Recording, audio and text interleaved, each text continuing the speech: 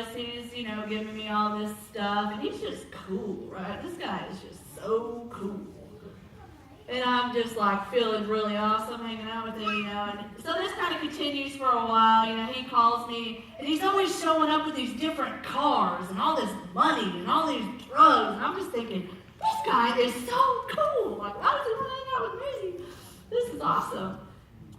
But one night, while I'm driving him to Dallas, he gets on the phone and he puts it on the speaker. And the person on the other end of the line picks up, and it's a woman, and she says, "Hey, Daddy." Should have been my first clue, but it wasn't. I just thought, this guy's pretty cool. That just must be his nickname, right? The friend that I had with me didn't like this guy. My neighbor friend that lived with me, she knew something wasn't right. But I was blinded by the cool cars and money and free drugs. She saw right through all of that and saw him for what he was. He was a pimp. She tried to warn me. She tried to keep me away, but I wouldn't listen. I thought that was so ridiculous. I mean, who really does that anyway, right? But it turned out that she was right. He was a pimp, and that lots of people do that. So once he realized how naive I was about this whole thing, he tried to turn me out.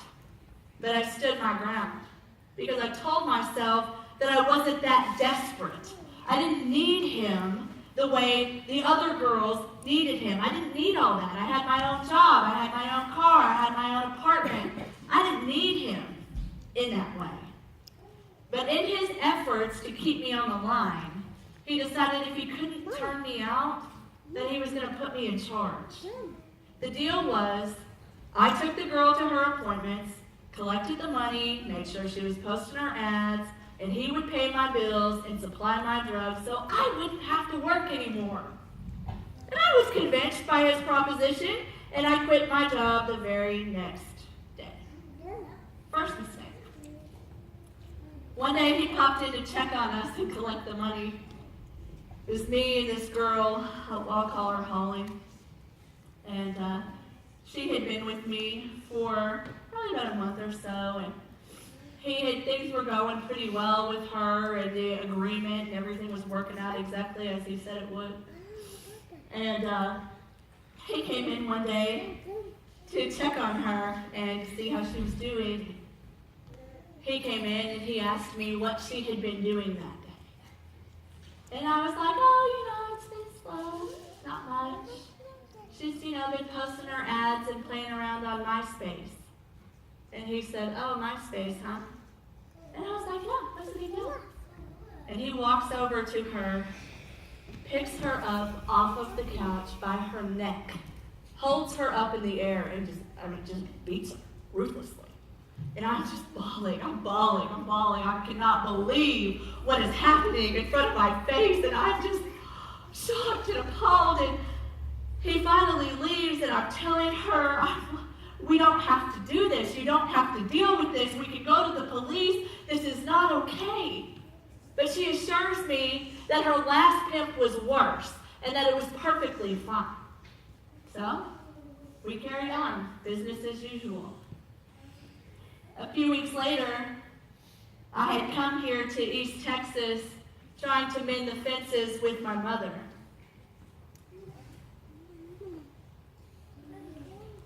By the time I came back, the girl was gone.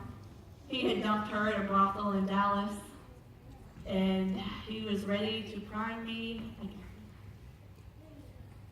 And so he did just that. He kept me around, let me know that he had taken the other girl away, and he bought this house in Frisco. Beautiful, beautiful mansion. This house was just gorgeous. And we're moving him into it, and it's got all these rooms, and it's just beautiful. And he begins to tell me, this could be your room. You can have your own room. You can be my bottom girl, my high-priced girl. You won't have to do these phone calls that these other girls do. You can be my high-priced girl. Right? She's using all that language. I'll give you this room. I'll give you the BMW. It can be yours. It can be yours. You just do this for me. You're already giving it out for free anyway. Why not? Why not? I wasn't buying it yet. Still wasn't there. I was like, no, I don't need that. I don't need that. But he kept trying. Tell me, you belong here.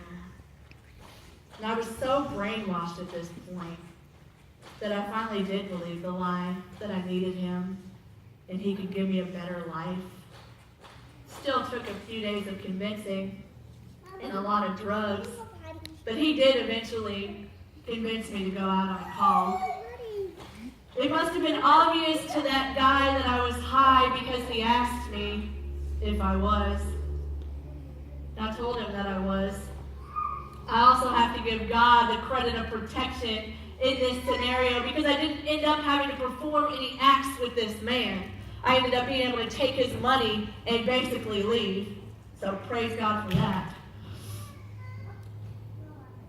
But when I got back to the house and I gave Rico the money, he was so proud of me. He kept saying, "Good girl, I'm so proud of you. I knew you could do it." And for a second,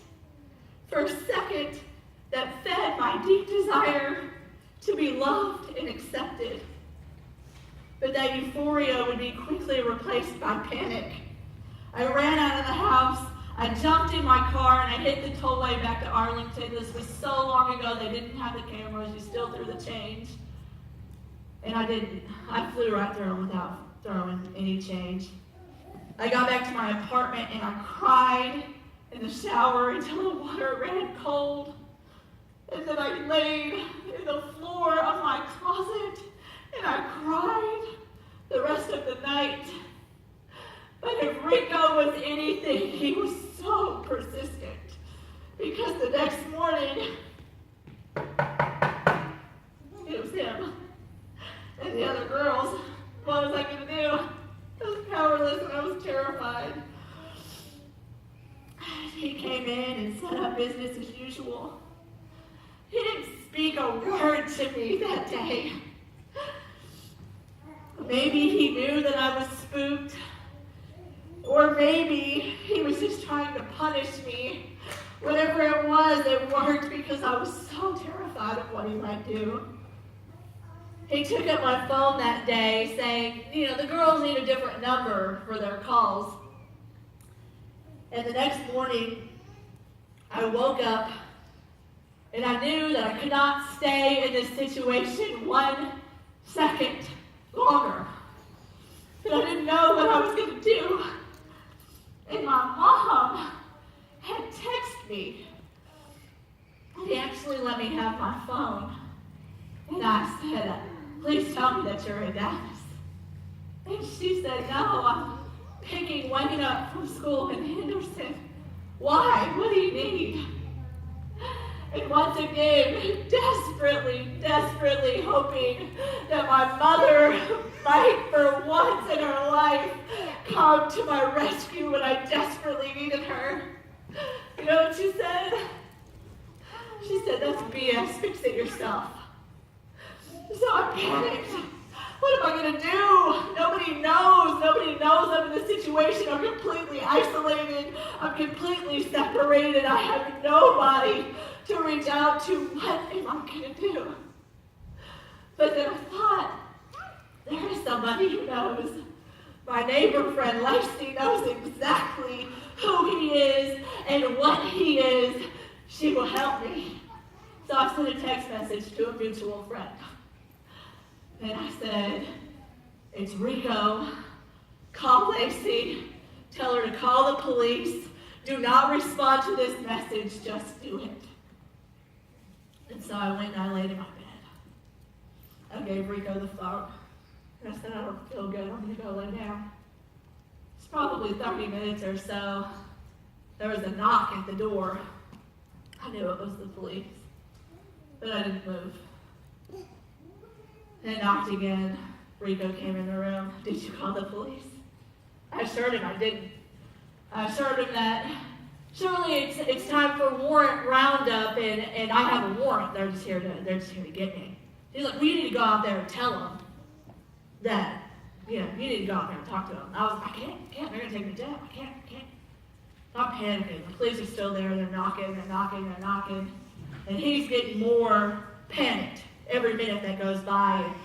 After an hour or so of them knocking on the door, he finally brings me and two other girls into my bathroom where we would sit for hours while the police knocked on the door. Lacey called me during this time because the police have been there. They're knocking for hours. It's probably 3 hours in at this point, and they're still steady knocking, and I'm praying in my mind, God, please don't let them leave. What is going to happen? Because we're sitting there and Rico's telling us, I know you did this. You will pay for this. You will pay. This is not over. You will pay. Lacey calls. And he says, put it on speaker. And so I do. And he says, ask her if she called the police. And so I do. And she doesn't know. And so she says, well, of course, that's what you told me to do. He freaks. Oh my gosh, he freaks so bad. And he's just threatening us, and I'm just terrified. And all I can do is hope and pray that these cops are going to get through this door at some point. And finally, after what seems like eternity, they finally get the door down. And they come in the bathroom, and they drag him out immediately to cuff him. Put the rest of us against the wall. Which one of you is Jordyn? My name's on the lease. So that's me. So they bring me out to the doorway. This is a small studio apartment. Everything is one room. And they bring me, I'm standing in the doorway, and they're asking me, what's going on in here? Is this man a pimp? And I'm just standing there. I'm not going to say anything. He's right there. What if you people don't take him? Said, I'm not saying anything. And they said, ma'am, if you don't cooperate, we're going to charge you with felony aiding and abetting prostitution. I said, cuff me then. Take me to jail. And they did. They cuffed me, and as soon as we got down the path, I told them, it was me. I wanted you to come. I will talk. But he can't hear me. He can't see this. And so they cuffed me and they put me in the car while they escorted him out. Now, at the time, pimping was a victimless crime. They couldn't bring any criminal charges against him, but he had enough drugs and money and guns in one of his vehicles that they were able to take them all to jail. And today, because of that case, Arlington Police Department now has a specific human trafficking task force that takes people like him off the street every day and presses criminal charges. So praise God for that. They took Rico to jail that day, but the story still isn't over. What was I going to do? He wasn't going to be in jail for long, and I knew that. I had to get out of there as quick as possible. As it turns out, if the police kick your door in, the apartment manager doesn't want you to live there anymore. So I had 48 hours to get my stuff and get out of my apartment. And so I did that. And I packed my bags, and I hit the road, swallowed my pride, and came home to East Texas to be with my mama.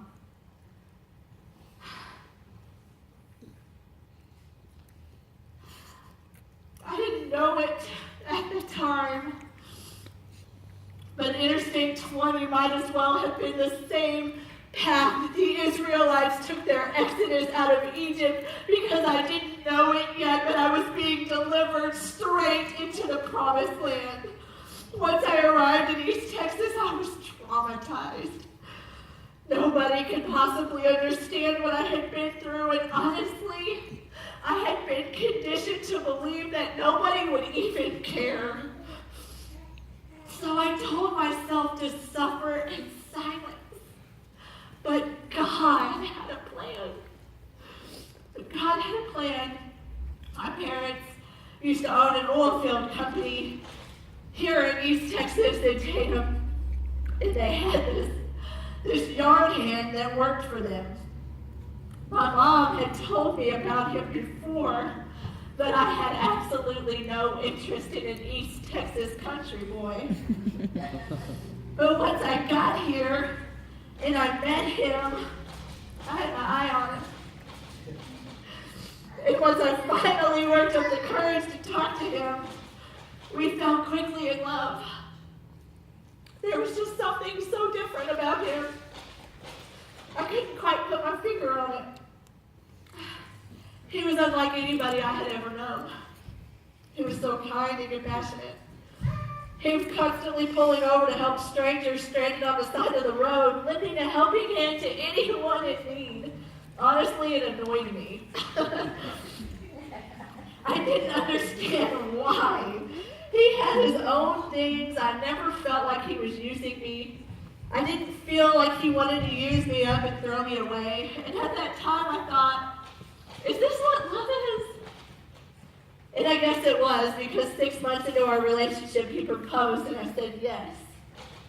But the most important detail of this is, as all of you know, his daddy is an Assemblies of God preacher.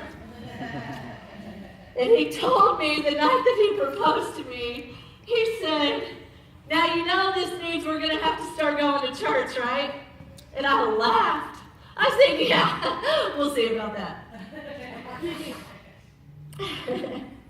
And I did go a few times at first. But honestly, I hated going to church. Sunday morning would come and I would always have an excuse. I'm too tired. I don't feel good. Anything that I could come up with to get out of it, I would use. But he was so patient. He was never pushy. And the truth was, I did not want to come here because I could not bear the draw of God. Every time I came into a service, I left bawling my eyes out.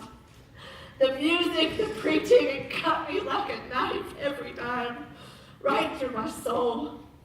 But brokenness was weakness to me. And I thought I looked like an idiot crying like that every time. I had conditioned myself to be hard. I could take care of myself. I don't need anybody. I especially don't need God.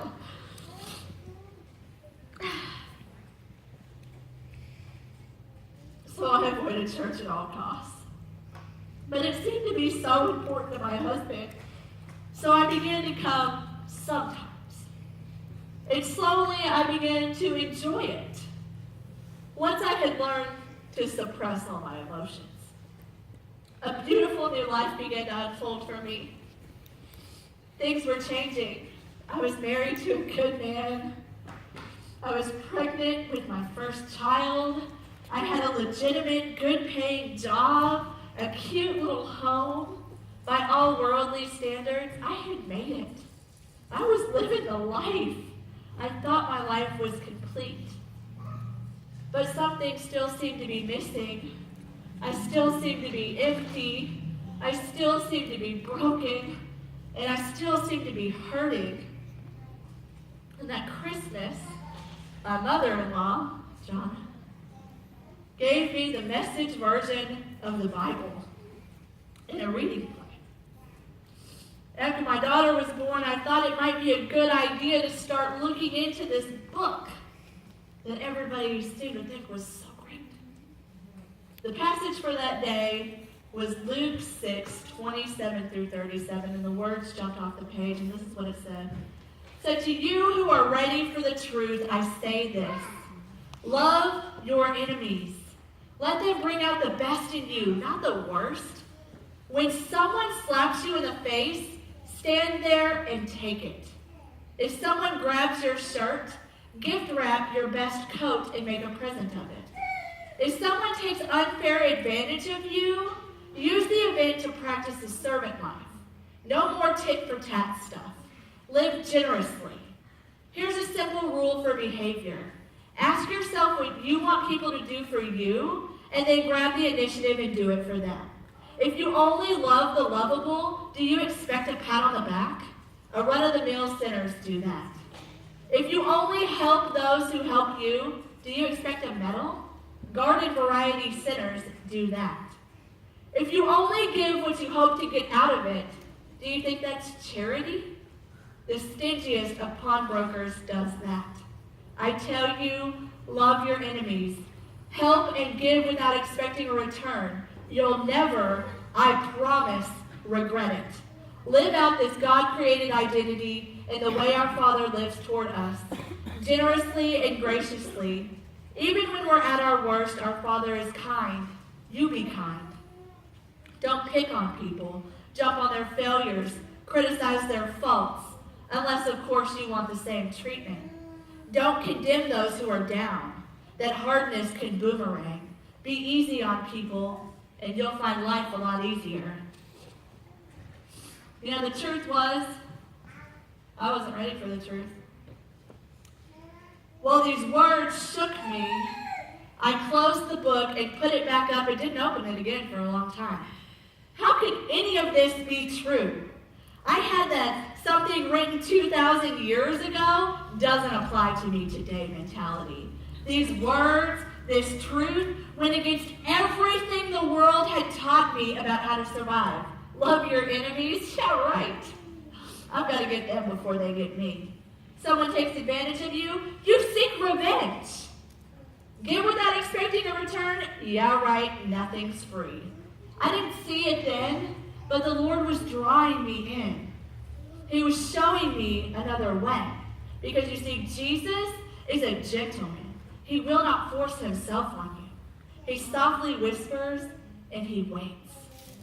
I continued going to church week after week, absorbing the words that Pastor had said, but generally not giving it much thought come Monday. Even though I wasn't following the Lord at this time, slowly but surely things about my life were beginning to change. And I like the way the message says it. It says it's obvious what develops out of trying to get your own way all the time. Repetitive, loveless, cheap sex, a stinking accumulation of mental and emotional garbage, a frenzied, joyless grabs for happiness, trinket gods, magic show religion, paranoid loneliness, cutthroat competition, all-consuming yet never satisfying wants, a brutal temper, an impotence to love or be loved, divided homes and divided lives, a small-minded, lopsided pursuits, the vicious habits of depersonalizing everyone into rival, uncontrolled and uncontrollable addictions, and ugly parodies of community. Almost all of these things describe my life and my state of being. But slowly they began to fall away one by one. I knew that things were changing, but I was still too spiritually blind to see the work that God was doing in me. I still saw through worldly eyes. I still wasn't convinced the church nor following Jesus was for me. I mean, how could it be? Those people in there don't know what it's like out here. They've never had to deal with the real world, but man, was I wrong. Almost a year later, I had met a girl in the church. Our stories were so closely mirrored that it was kind of weird that we weren't the same person. But there was something different about her. She had Jesus, and I didn't. But because of her, I saw that maybe this Jesus thing could really be for me too. And so I did that. You know, James 4:8, move towards me and I will move toward you. And so I did that. I kept moving. I kept seeking. I kept praying. I kept trying. I prayed the sinner's prayer. I was baptized in water. I was working in the church. But you know what? I was still empty. I was still hurting. And I was still broken. And I thought, you know, I don't know what I thought at that time. But very long into that I had went to my first ever women's retreat. And while we were there, this is in October of 2012, that day changed my life. I can remember being in there, and it's Friday morning. They were singing, and there had been a speaker, and they had said, come to the front if you want to meet Jesus. He's here. I didn't want to meet Jesus. I needed to meet Jesus in that moment. And I went up there to the front, and if you've ever been to the women's retreat, there's hundreds and hundreds of women, and there's just a gajillion of you are spread up there at the front. And so I'm standing up there, and I'm praying, God, I've done everything right. I have followed your plan. I've prayed your prayer. I've been baptized. I'm serving you. I'm seeking you. But I'm empty, and I'm hurting, and I'm broken. And in that moment, I hear the praise team sing out, there is power in the name of Jesus to break every chain, break every chain, break every chain. And I thought, I didn't even say it, I just thought it. And I said, yes, Lord, break every chain. And before I knew it, in that moment, God whisked me away. It was like this Ezekiel moment, and there I sat before my Savior, hopelessly bound in these chains. And he stood there before me with his arms stretched out, and he said, get up. And I said, no, Lord. I said, don't you see these chains? I'm bound in them. And he said, no, don't you see? I've broken them. Now get up. And I said, no, Lord, I can't. I said, this is who I am. These chains, they're a part of me. And he said, no, they're not. They are broken. I have set you free. Now get up.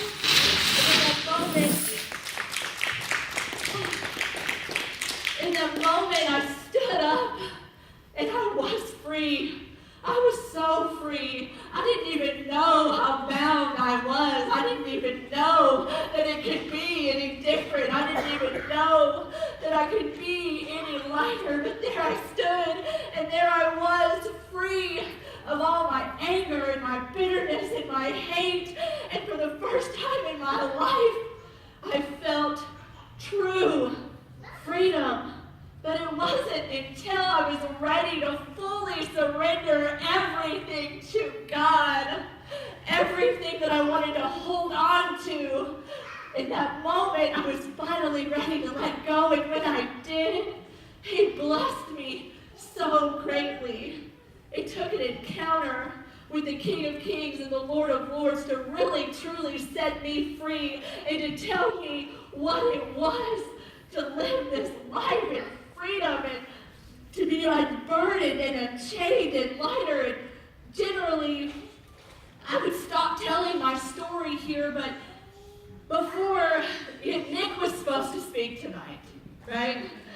And we were at retreat, and John had told me before we were at retreat that Nick wasn't going to be able to do this because he had work. And in that moment, I felt the Holy Spirit, you need to tell your testimony. I argued with God. If you can't tell from my story, I kind of make it a habit of doing that. And I was like, no, God, everybody's heard it. He said, no, they haven't. And I was like, yes, they have, God. Nobody needs to hear that. And he was like, yes, they do. I was like, whatever. So we kept going on, right? And we're at retreat. And we're having meaningful table conversation. And Jonna busts out the Bible. And she reads the passage. Let the redeemed of the Lord tell their story. There's that Holy Spirit again. Did you? And I was like, no, Lord. Everybody's heard it. He said, no, that. I said, all right. So I asked Jordyn, and she said, yeah. And at that moment, the Lord began to impart on me, Jordyn, that was 4 years ago. What about all the in-between? Because here we are today, and I want to tell you something. that he who begins a good work in you is faithful to bring it to completion. And he has done that for me, and he will do that for you. But we need to understand that this is a process. It's a process that requires our participation. Jesus tells a parable in Matthew 25 that I'm going to share with y'all. And it says this. It says again, "It will be like a man going on a journey who called his servants and entrusted his property to them. To one he gave 5 talents of money, to another 2 talents, and to another 1 talent, each according to his ability. Then they went on his journey. The man who had received the 5 talents went at once and put his money to work and gained 5 more. So also the one with 2 talents gained 2 more. But the man who had received the 1 talent went off and dug a hole in the ground and hid his master's money. After a long time, the master of those servants returned and settled his account with them. The man who had received the 5 talents brought the other 5. 'Master,' he said, 'you entrusted me with 5 talents. See, I have gained 5 more.' His master replied, 'Well done, good and faithful servant. You have been faithful with few things. I will put you in charge of many things. Come and share in your master's happiness.' The man who had 2 talents also came. 'Master,' he said, 'you entrusted me with 2 talents. See, I have gained 2 more.' His master replied, 'Well done, good and faithful servant. You have been faithful with few things. I will put you in charge of many things. Come and share in your master's happiness.' Then the man who had received 1 talent came. 'Master,' he said, 'I knew that you were a hard man, harvesting where you had not sown and gathering where you had not scattered seed. So I was afraid and went out and hid your talent in the ground. See, here is what belongs to you.' His master replied, 'You wicked and lazy servant. So you knew that I harvest where I have not sown.'" Sorry, I lost my spot. "Where I have not sown and gather where I have not scattered seed. Well, then you should have put money on deposit with the banker so that when I returned, I would have received it back with interest. Take the talent from him and give it to the one who has 10 talents. For everyone who has will be given more, and he will be given in abundance. Whoever does not have, even what he has will be taken from him. And throw that worthless servant outside into the darkness, where there will be weeping and gnashing of teeth." You want to do it right now? So when the story talks about talents, the story is actually referring to a measure of money that's worth more than $1,000. But for our purposes here tonight, we're going to call these talents just that, talents, your gifts and your abilities that God has given you to reach the world around you. It says to the first he gave 5 talents, and that servant gained 5 more. To one he gave 2 talents, and that servant went out and gained 2 more.